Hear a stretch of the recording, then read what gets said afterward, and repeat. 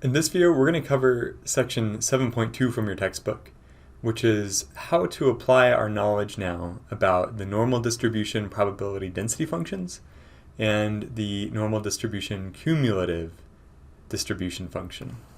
The PDF and the CDF of the normal distribution, how do you use those, and what are some examples of problems where you need to use those?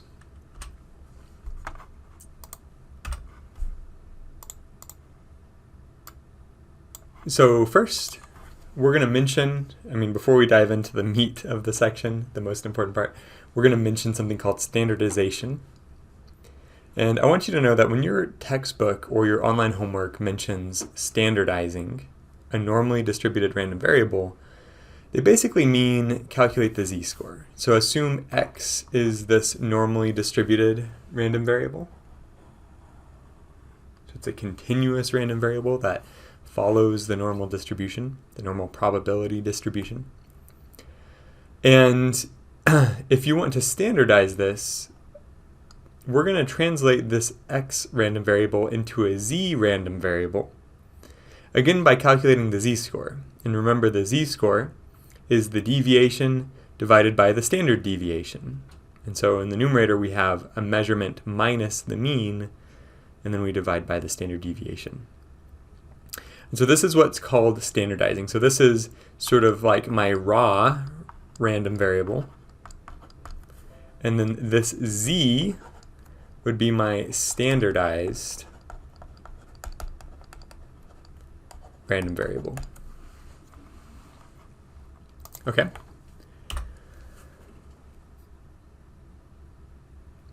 Now z, in our case, if we do this process and we standardize our random variable, z is going to be a normally distributed random variable with a mean of 0 and a standard deviation of 1.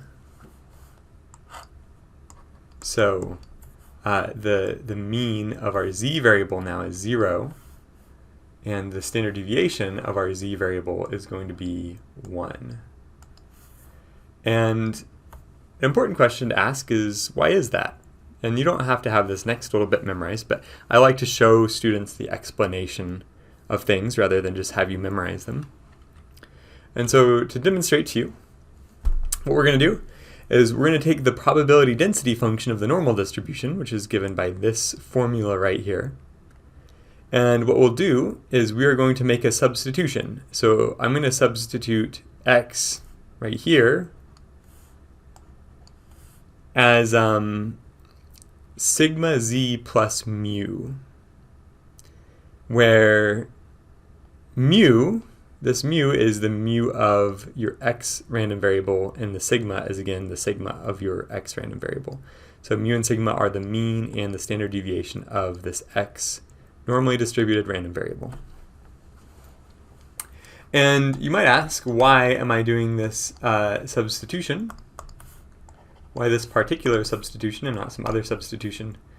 And really the answer is, if we rearrange and we solve for z, first I take x minus mu equals sigma z, and then that would be x minus mu over sigma equals z. And so this is our formula for standardization, right?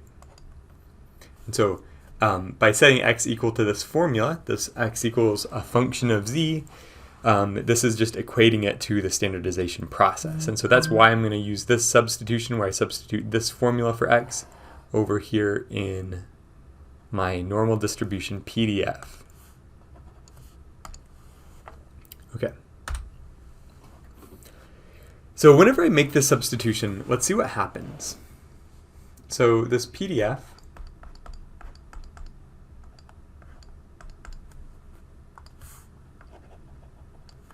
of sigma z plus mu is now going to be equal to 1 over sigma square root 2 pi times e to the power negative 1/2. And then up here where I normally had an x, now I have a sigma z plus mu over sigma squared. Okay. Now again, I have this 1 over sigma square root 2 pi e to the power negative 1/2, and then sigma z plus mu, oops, and I forgot a minus mu from this part of the formula. Well, the plus mu minus mu in that numerator cancels out, and I get sigma z plus mu minus mu is like plus 0. So sigma z over sigma squared. And this is going to be 1 over sigma square root 2 pi e to the power negative 1/2. And then I have a sigma in the numerator and a sigma in the denominator, so those are going to cancel out and just give me z squared. And this formula is exactly the same as the formula as if I assume z is a random variable with mu equal to 0 and sigma equal to 1, because in that case I would end up with the PDF of this z random variable, if I make these assumptions, as being 1 over sigma. Well, sigma is just 1, right? So 1 over 1 square root 2 pi e to the power negative 1/2 times z minus the mean, which is 1, divided by sigma, which is, sorry, the mean, which is 0, and sigma, which is 1, squared. And of course, subtracting 0 doesn't do anything to change z. And dividing by 1 doesn't do anything to change z. And basically, what I'm saying is, this red probability density function that I came up with by making these particular assumptions about z, namely that it has a mean of 0 and a standard deviation of 1, it gives me this PDF, whereas if I just substitute in the formula for standardizing x into my original PDF for x, what I end up with is the same thing, again, if I'm assuming that sigma is 1. And I'm not going to show you this, but we can actually safely assume that this sigma is 1 because of something called normalizing. And we're not going to go into that, but the process of normalizing is basically just choosing some constant coefficient out in front of the exponential function that's going to make the area under the curve 1. So making the area under the curve 1 is very important because the sum of the probability of all possibilities has to be 1 for a random process. And basically, the way that you adjust the area under the curve is by adjusting this constant. Right? This exponential function is a function of the variable z, but this constant out in front that I put in red parentheses, this is not a function of the variable z. That's why it's a constant. And so if you were going to find the right constant that gives you an area under the curve of 1, which is required, remember that's required for all probability density functions, then sigma has to be 1 here as well. So anyways, this is just a quick proof, quick demonstration to show you why we say that standardized variables have a mean of 0 and a standard deviation of 1. I want to emphasize, though, that you don't have to memorize anything I did on this slide. Right, this was just instructive for you to see and have an explanation for why I made these claims, but I also don't need you to memorize this, so don't waste too much time here. Moving on. What we found is that the standard normal distribution is going to be a normal distribution, of course, with mean 0 and standard deviation 1. So when we have a variable that is normally distributed, and the mean is 0 and the standard deviation is 1, then we say that that variable follows the standard normal distribution. And here is starting the very most important part to get and really understand as far as the rest of the course goes. Like, the rest of the course is going to depend on the next few slides. So areas under the normal curve, like what's shaded in blue here. If you're asked the question, find the area to the left of this k value, the answer is going to be just evaluating the normal distribution cumulative density function, or CDF, at the value k. And so in math notation, we write this CDF of k. If you are asked the question, find the area under this normal distribution probability density curve, so the area under this bell curve, if you ask that question, what's this area shaded in blue here, then the answer is going to be 1 minus the CDF of k. And please pause and think about this for a moment. Why would that be 1 minus the CDF of k? Well, going back to the previous slide, this shaded blue region is equal to the CDF of k, and this shaded blue region is just the area under the curve that's not covered by that shaded blue region, right? And you also know that the total area underneath the curve has to be 1. So the CDF of k plus 1 minus the CDF of k gives us 1, and that's how we have to arrive at this particular answer. So I want you to memorize this. I also want you to understand the underlying reason why this area has to be 1 minus the CDF evaluated at k. Now, if you want to find the area between 2 points j and k like this, so you want to find this shaded blue region on this slide, the answer is going to be the CDF at k minus the CDF at j. And again, please, pause, rewind the video, see if you can understand why this formula has to be the correct answer to the question. Why that formula, the difference between those two CDF values, gives you the area shaded in blue. So here's an example problem. This is a way that you might have to use the information on the previous 3 slides. Our example problem says, intelligence quotient, or IQ, is normally distributed with mean 100 and standard deviation 15.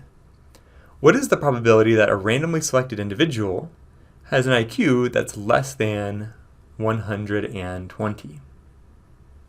So what we're asking here is,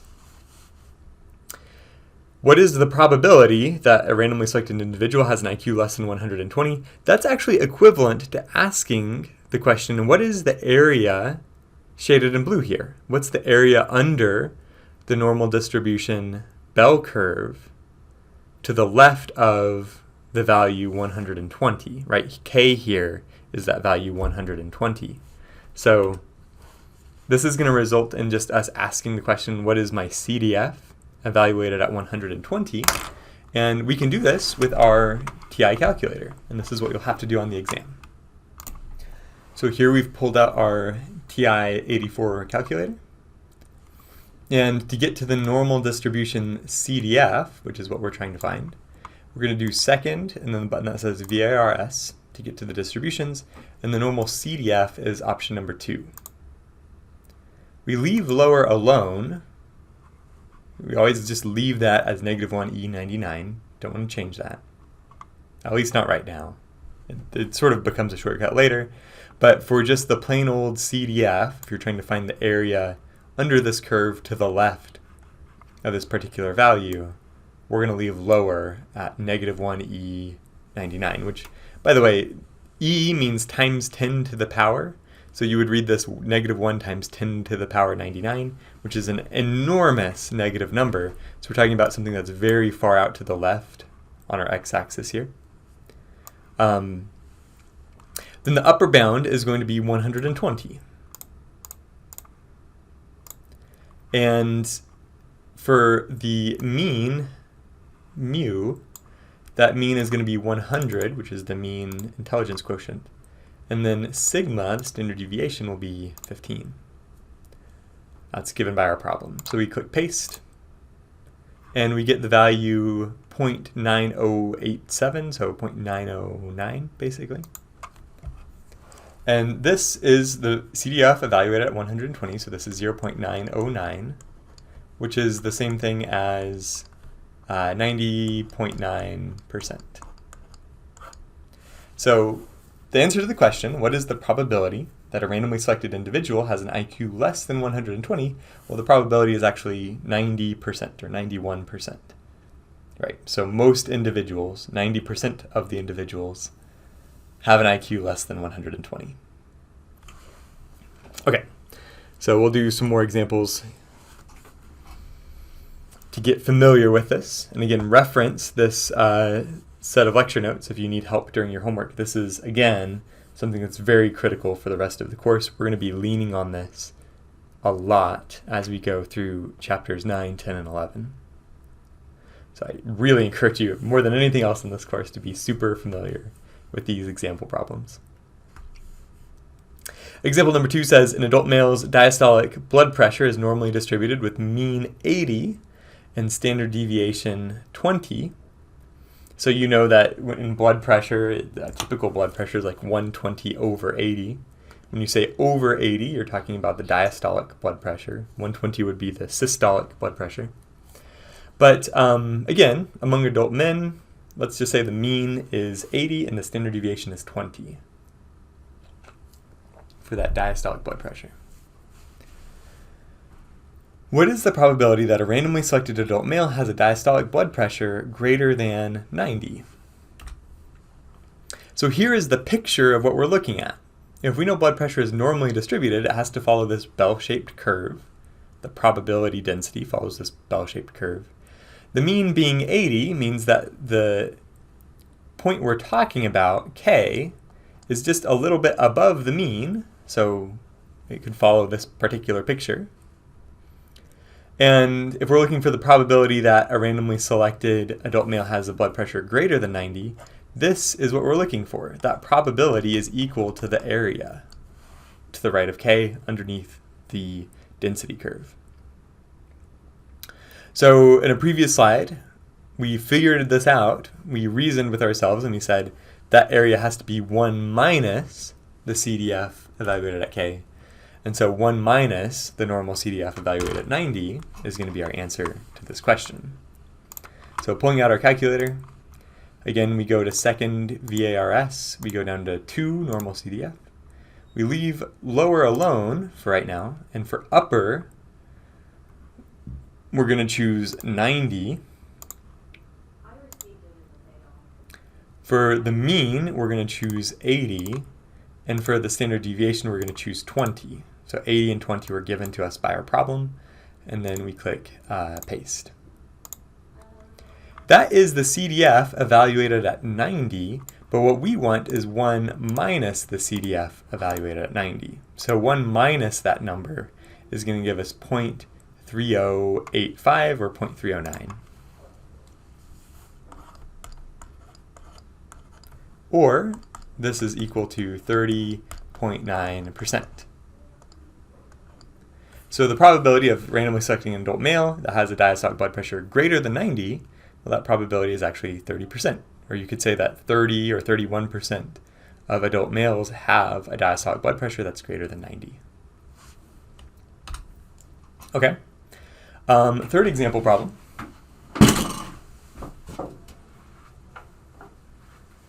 It says that the birth weight of a newborn baby is normally distributed with mean 7.9 pounds and standard deviation 1.2 pounds. What is the probability that a randomly selected newborn has a birth weight between 7 and 10 pounds? And so this is a random process where we consider a success if you randomly selected a newborn that has a birth weight between 7 and 10 pounds.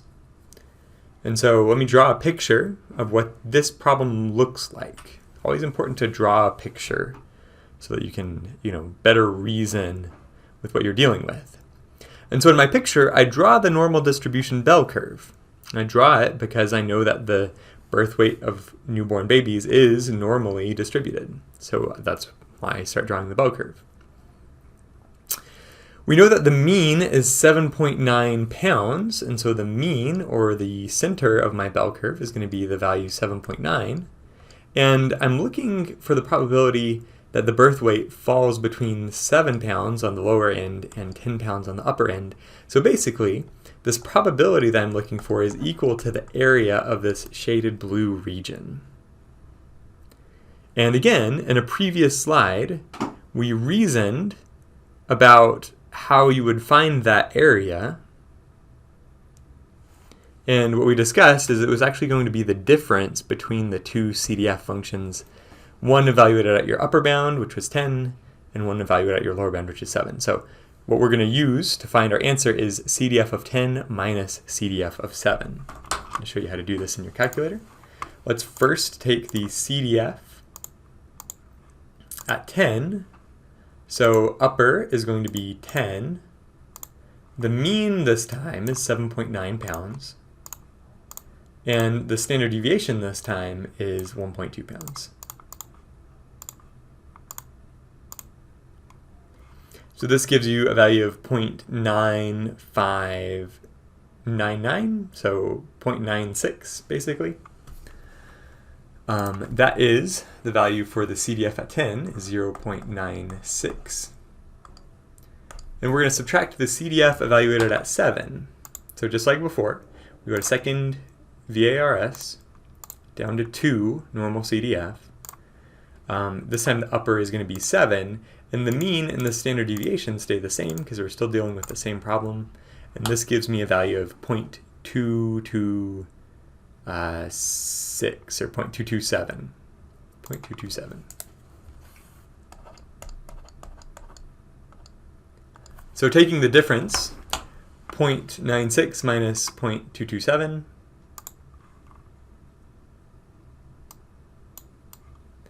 is going to give us 0.96 minus 0.227. That's going to give us a difference of 0.733. So this is equal to 0.733, which is equal to 73.3%. And so when we ask the question, what is the probability that a randomly selected newborn has a birth weight between 7 and 10 pounds? Again, that probability is the area shaded in blue here, and that is equal to 0.733 or 73%. So the probability is 73% that you're going to have a newborn between 7 and 10 pounds. Okay. Best of luck on your homework assignments.